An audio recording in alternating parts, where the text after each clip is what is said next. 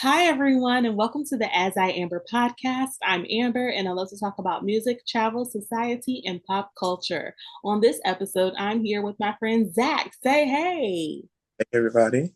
Yeah, and we're going to discuss Anime Bullock, also known as a legendary Miss Tina Turner. So, I'm a millennial. I remember hearing about Tina Turner because of the movie What's Love Got to Do with It, starring Angela Bassett and Lawrence Fishburne. And it was like one of those kind of lifetimey type movies because she was going through it, y'all. Like Tina Turner went through some very traumatic traumas growing up and being in an abusive relationship, and she overcame those things and survived those things and thrived musically on her own after leaving her abusive husband.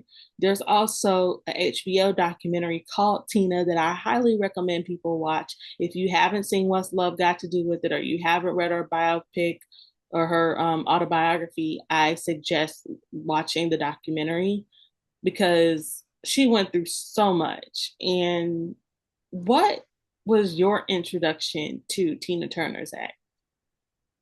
Well, my introduction to Tina Turner was because of my mother. My mother loved, when I say love music, and I can't think of the name of the movie. It was like the mid 80s that she was in. And my mom just loved her music, so I had no other choice but to listen and learn to love Tina Turner. So, yeah. Yeah, I didn't grow up listening to her music, but my granddad, he loved him some Tina Turner. He even went to her concert when he was older. But it's just amazing to see how she is one of the blueprints for artists like Beyonce and so many other people who are genre bending or who have a crossover fan base. One of the things that stands out to me about the Tina documentary is that she moved to Sweden. Not Sweden, no, Switzerland. She moved to Yeah. Switzerland. And people are like online, what I've seen, why she move over there? Blah, blah, blah. And you have to think about Black women of a certain era in the segregated South, where she's from Tennessee, and how Black women in that particular time period were treated.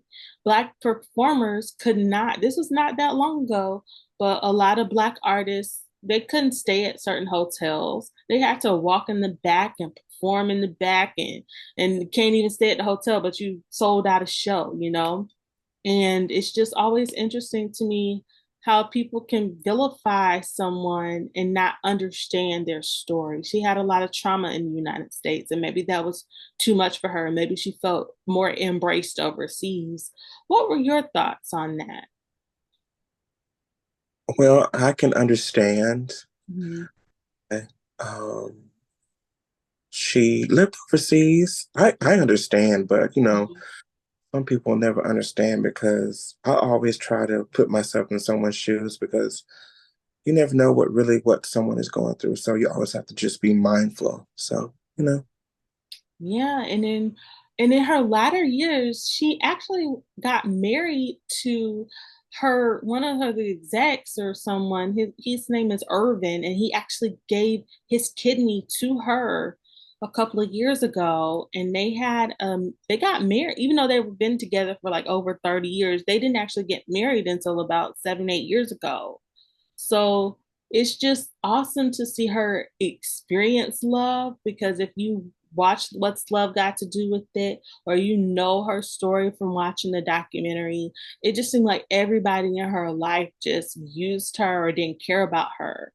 And for her to have love that a man would give his kidney to his wife, that's a beautiful thing. And I'm glad that she did experience some love and joy in her life, but I hope that she is resting in peace.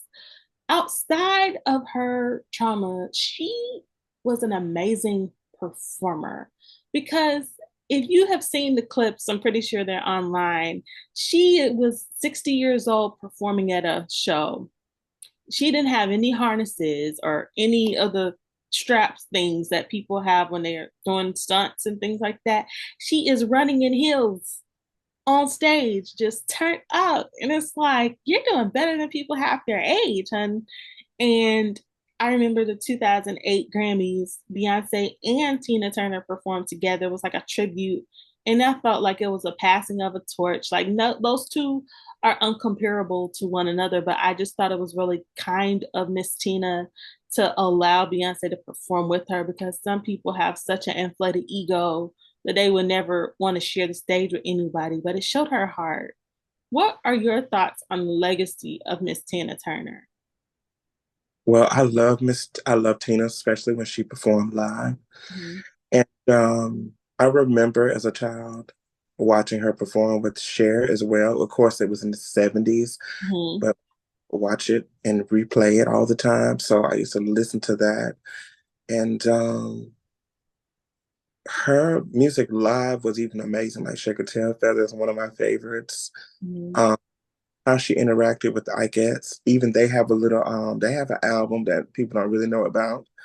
But she was just musically a genius and also made her voice work for her. She wasn't trying to be someone else either. So yeah.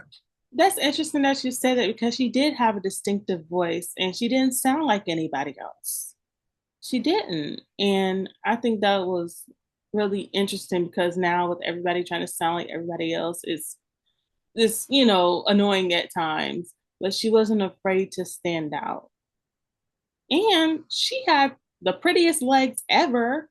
I mean, come on, endorsement deals. If she was, a person out now, pretty sure she would have more deals and things like that. But she was the first Black woman and first female to be on Rolling Stone magazine.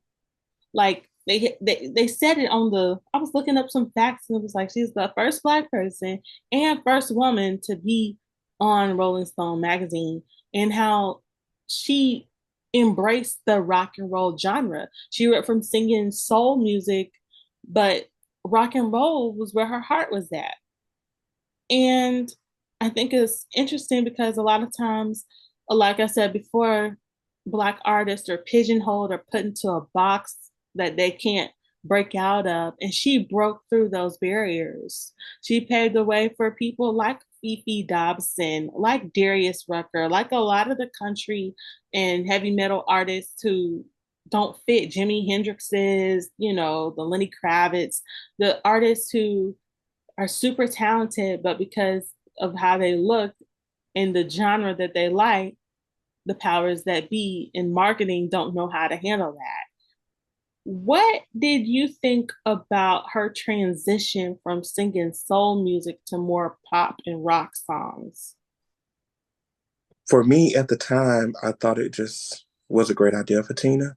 Mm-hmm. She wanted to do something different. And this is off the record a little bit, but that's why artists today are able to do something different. I don't know if you heard in the news, but Monica has done two albums. One is R&B and B, and the second one is supposed to be country. So I'm excited for that. Wow. You I didn't know, know that. yeah. Yeah, I can hear her sing some country songs. And so I think K Michelle has a country album. Or a lot of artists are dibbling and dabbling into other genres because of people like Tina Turner paved the way. That's a good point. Yeah, I never knew that. Um, One other thing I will say about Tina Turner is that Oprah loved her. I remember, now I'm kind of a nerd, but after I got out of school, sometimes I would come home and watch the Oprah Winfrey Show and do my homework. And I remember a lot of times Oprah having Tina Turner on her show. Like, she was not only a fan, but she was a friend of Oprah's. And just to see how she, even despite her, the odds stacked against her with her being a Black woman in the South, and her overcoming and thriving despite life's obstacles, it's just her resilience. I respect that. I may not like every song that she put out, but I respect it, and she paved the way for so many. So did you have any other thoughts about Miss Tina Turner? I was definitely shocked when I found out the news. Tina Turner definitely is a trailblazer. And I don't know if a lot of people are going to agree with me on this, but I can see them um, doing a movie just about her, Mm. about that era of her life when she, Like, you mean like they did a movie, What's Love Got to Do with It? But you're talking about just like the 60s part of her life, or what do you mean? after the 60s, when she started doing shows in Vegas, and Oh, when the she was latter part of her life. the latter part of her life, that movie needs to be done because it needs to happen so we can really visually see, you know, what Well, she I went through. think that's why she did the documentary because she did the documentary before she passed, and it's her words. And I think that that was like, hey, I'm gonna tell my story if anybody gonna tell it. And I think we learned more about the latter part of her life by watching the documentary versus the 90s movie with Angela Bassett, What's Love Got to Do with It. Because people make fun of that movie. And I'm like, that's not funny. Y'all are making fun of her trauma. But it's a classic in some people's eyes, but this is her life. And people are making memes and jokes out of it. Like, I didn't find that funny. But I think that would be interesting, the latter part of her life, like life after Ike, life after, you know, thriving solo. That would be interesting, but I think so far we're gonna have to stick with the Tina documentary, unless who would you cast to play her in the latter part of her life? There's so many talented people out here. Um, they can pick some of the people who've already played her on Broadway Mhm. with the training and, with the makeup and hair and costume. So it just depends. They need to embody her. So, yeah. That's interesting. Well, I will take that in consideration and think about that. Thank you all so much for listening to the As I Amber podcast, our little blurbs about the legendary Tina Turner. Don't forget to follow me at Twitter, Instagram, and Facebook at As I Amber. Zach, do you have anything to share? No, but you can just follow me, Zach Love, on Facebook and Instagram and TikTok as well.